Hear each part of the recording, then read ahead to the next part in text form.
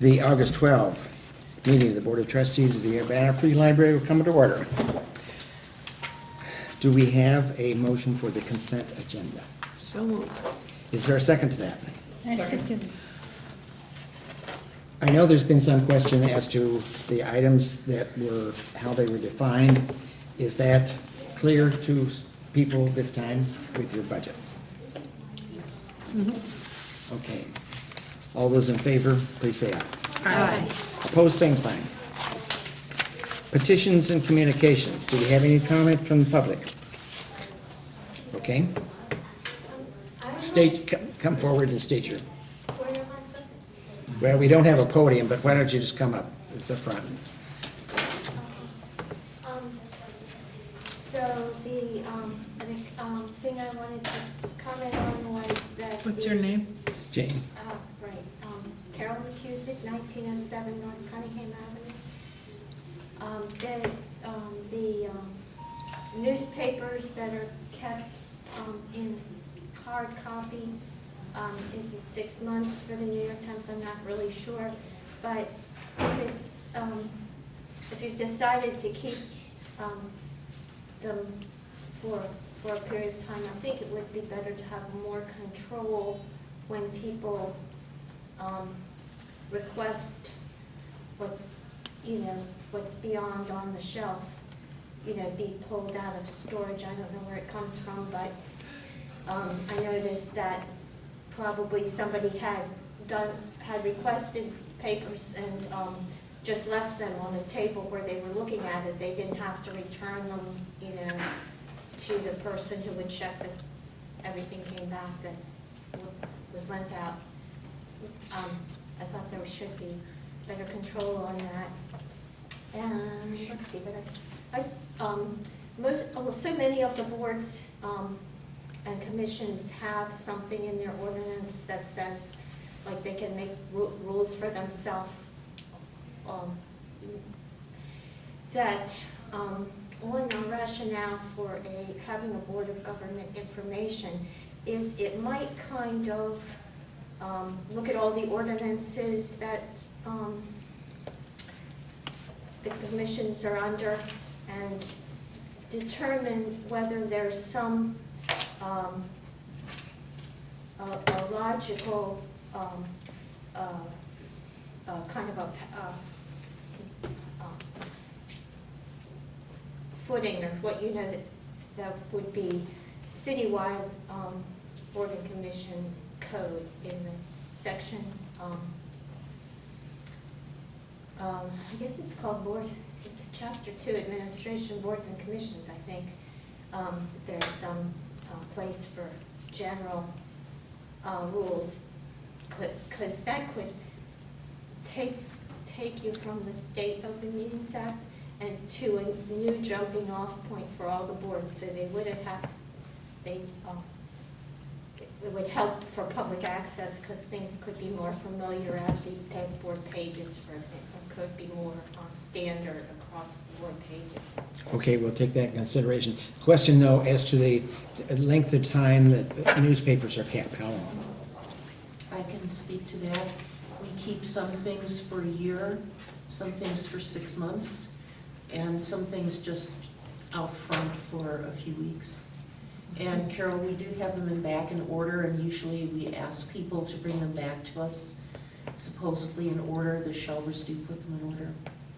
So They're supposed to bring them back to the library. no, they're supposed to bring them back to the reference desk after we get them. But I will remind the rest of the adult services staff to tell people that after we get them from back. They shouldn't leave them on the tables. And as far as, is there any kind of sign that says what ones are 6 months, what ones are? No. No, okay. We might want to do some little posting of above the newspaper rack, how long they could be. Is that Celeste? I'm just thinking it's probably in the catalog. Okay, it's in the catalog. That is my best guess. Okay, I think that'll be taken care of, because I do know that returning them to the desk is important. Can't just leave them lay around or somebody walk off with them. It may be an old issue. Okay, thank you. Any other comments or petitions? If not, let's move to items for action and discussion. Because I think Building, we skipped a couple things. yes, please. Approval of minutes and approval of bills. That's right. We did. We did the Just did consent that. agenda? We did the Oh, I consent. see, just approve that all at once. Yeah. Okay. We've been doing it that way for about a year, Bill, I think, Okay. probably. I forgot that. Okay, Did you have a question? yeah, No. Okay.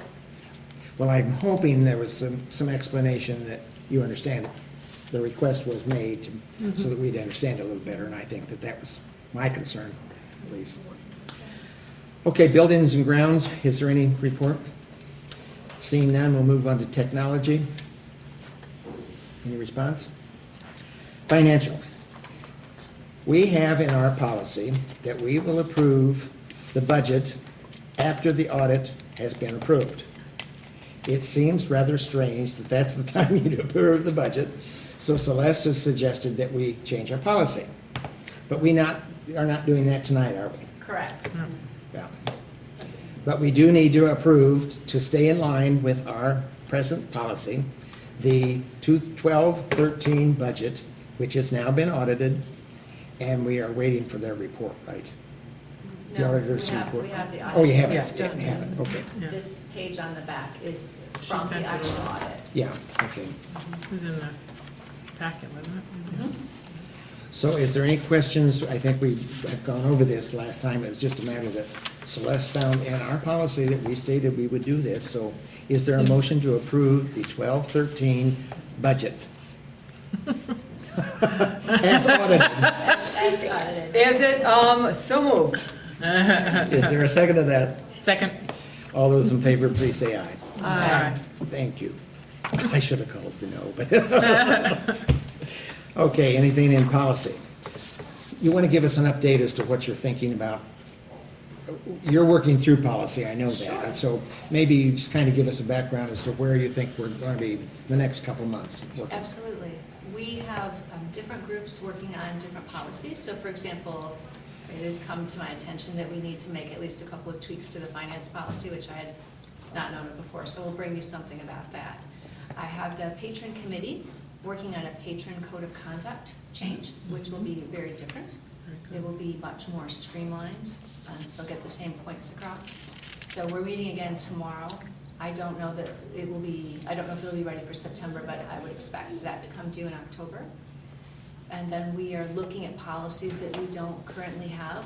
For example, an equal opportunity employer policy, anti-sexual harassment policy. So actually Eleanor in circulation is looking at a list of policies that we don't have that I think would benefit the library to have. Again, for you to decide yes or no. So she's going to be pulling some things together to give to the administration team so we can look at them and bring probably those to you in September.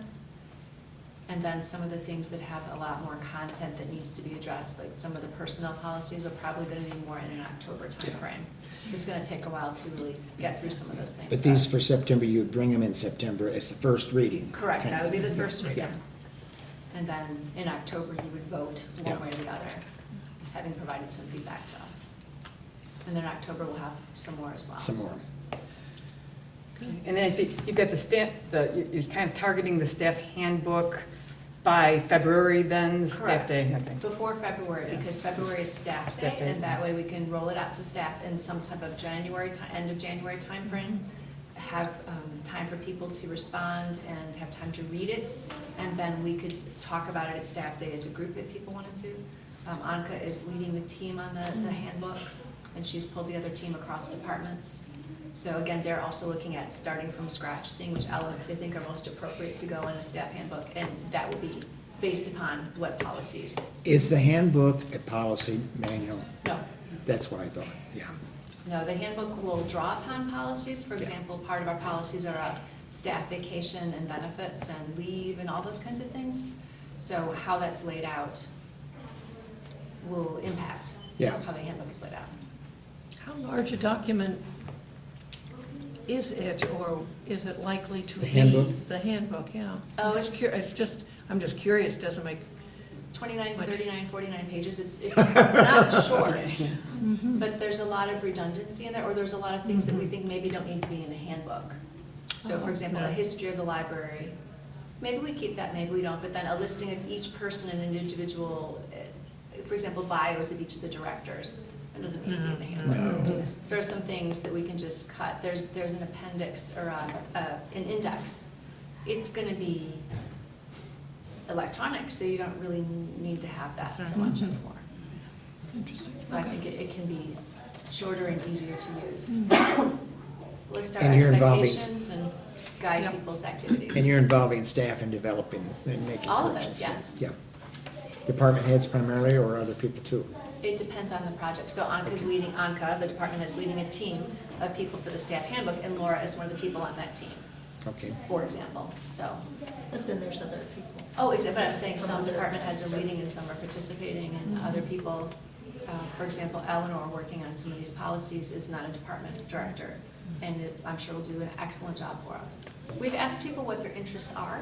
Good. And we're trying to line them up with projects that fit in their interests. Great. Okay, any other questions of policy? Education and training.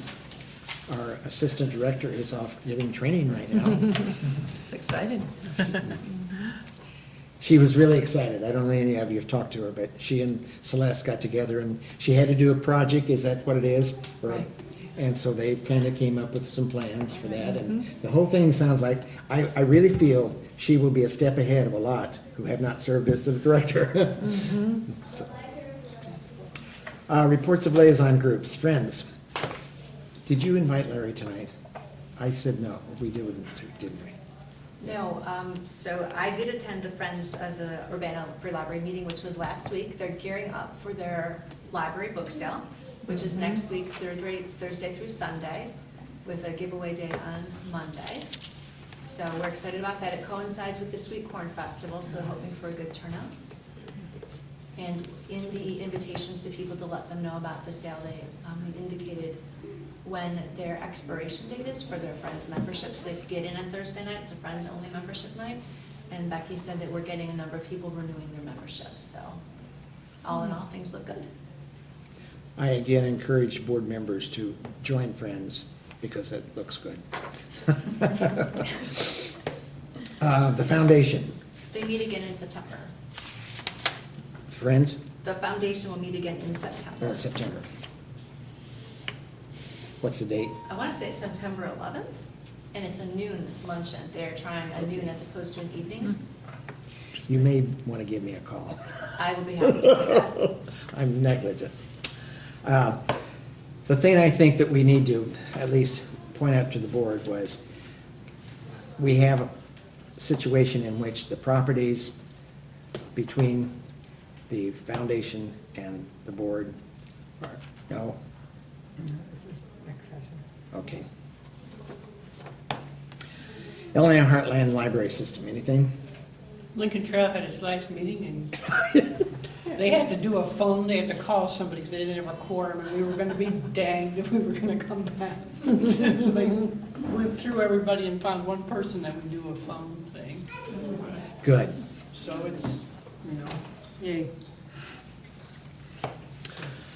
Anything that, Celeste, you'd like to add to your report? I got a date wrong. I will thank Anna for pointing it out, and we'll fix this and put it back online. It's a small thing, but in talking about when Becky and I met with Rich, the comptroller, I mentioned it was 2013. It was 2014. Oh, I missed that. Good. Good Catch, I really. wonder you knew so much about the library when you were So Rich answered a lot of the questions. He answered all the questions that we had and gave us great direction, so we will miss working with him.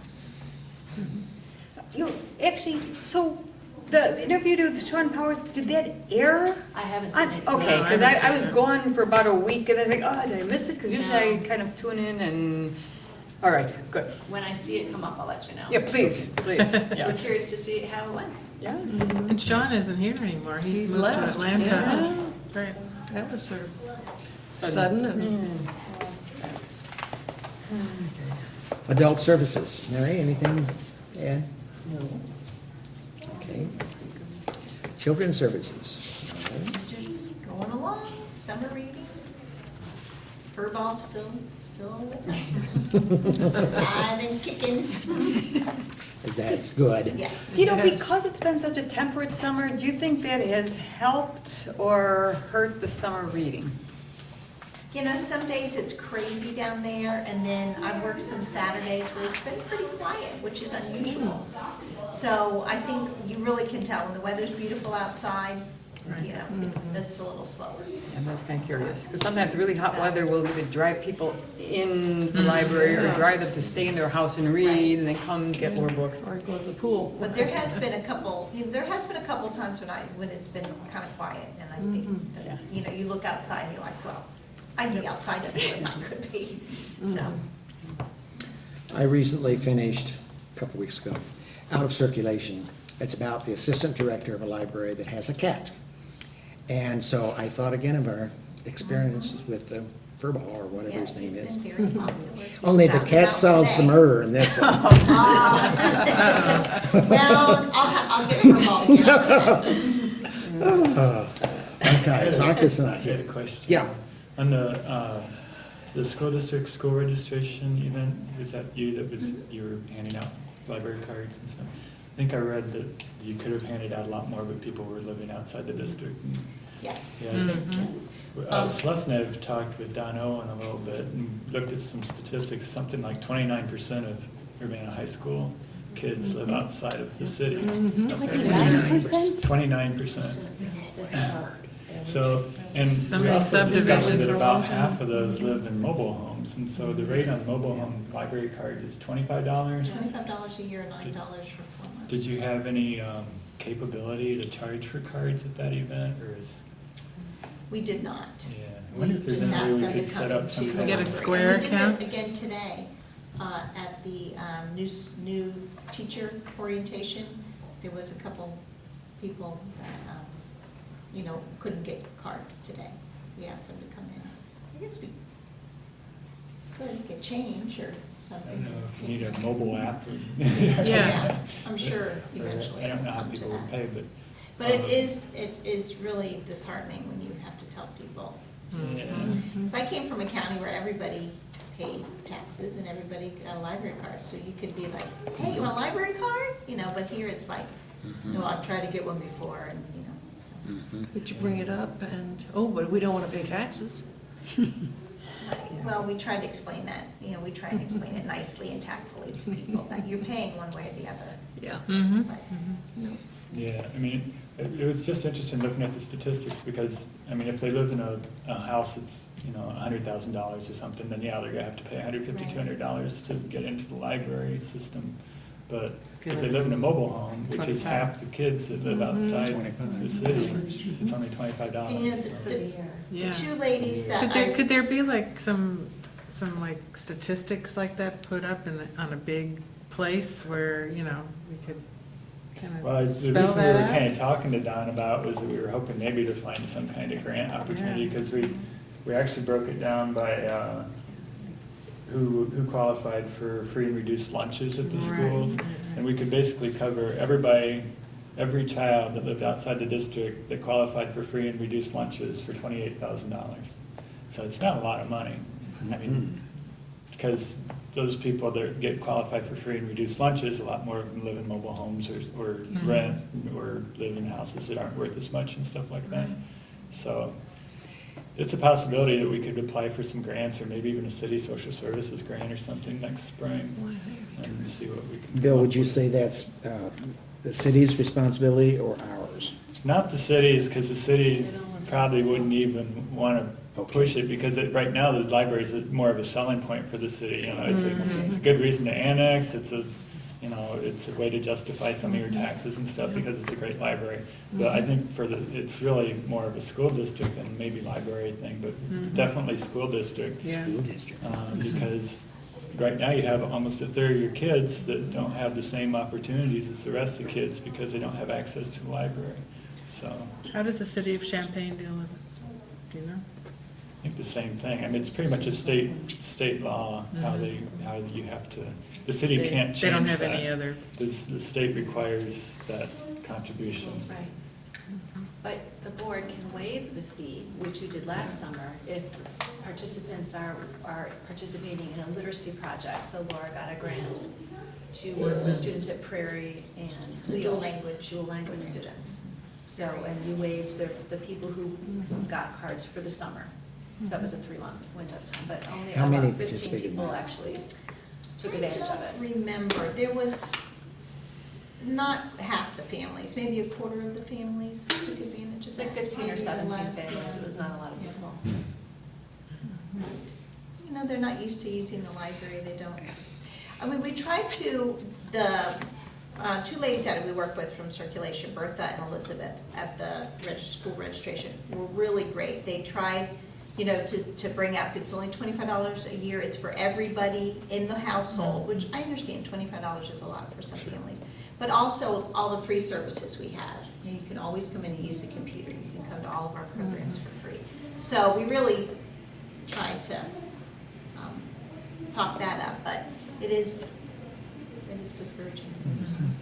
You want a library card? Oh, I'm sorry. And especially when you've just spent a lot of money getting the kids ready for school. But it may not be the money, too. I mean, it may be more this library card is a foreign substance. It could be, you know, they're not used to it. But it's a mindset, even in the lab, people live in the city limits, and they have to show ID to use the lab when they could get a card and just walk up to a computer and log in. And they will consistently say that they don't want a card.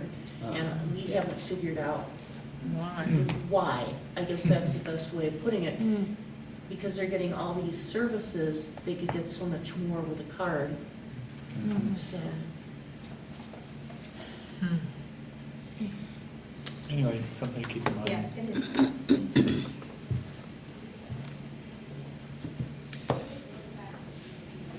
Looks like the next directors are not here. Do we have any unfinished business? New business.